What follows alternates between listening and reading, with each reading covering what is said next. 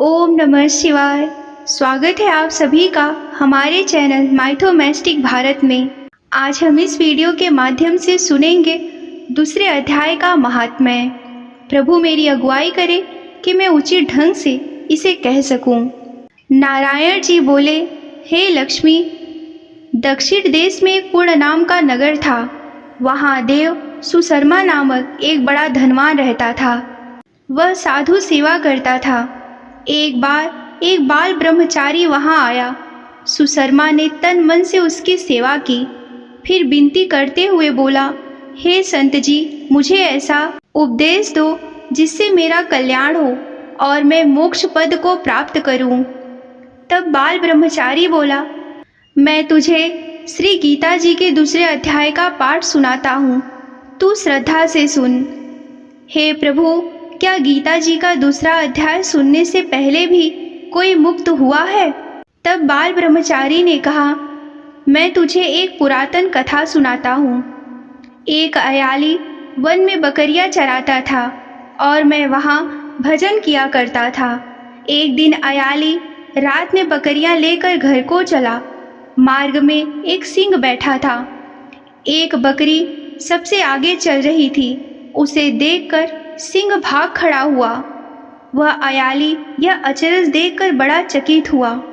तभी मैं भी वहां जा पहुंचा। उस अयाली ने मुझसे कहा, बकरी को देखकर शेर भाग खड़ा हुआ। हे संत जी, यह तो बड़े आश्चर्य की बात है। आप तो त्रिकालज्ञ हैं, कृपा करके मुझे इसका कारण बताएं।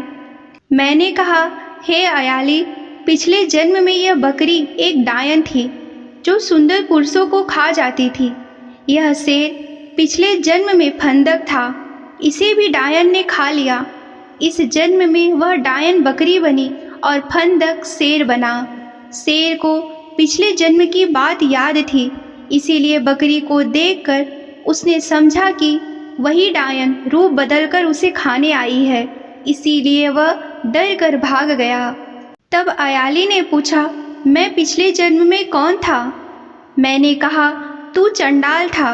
तब अयाली ने कहा, हे ब्रह्मचारी जी, क्या कोई ऐसा उपाय भी है कि हम तीनों ही इस अधम देह से छूट जाएं? तब हे सुशर्मा, मैंने उन्हें गीता जी के दूसरे अध्याय का श्रवण कराया, जिससे उसी समय आकाश से विमान आए और उन सबको बैठाकर बैकुंठ लोक को ले गए। श्री नारायण जी ने कहा, हे लक्ष्मी, जो मनुष्य श्री गीता जी के दूसरे अध्याय को पढ़ता या सुनता है वह निसंदेह मुक्ति को प्राप्त होता है। यहीं पर दूसरे अध्याय का महात्म्य पूरा होता है। आप सभी ने इस वीडियो को देखा और सुना, उसके लिए आप सभी का धन्यवाद। नमस्कार। हर हर महादेव।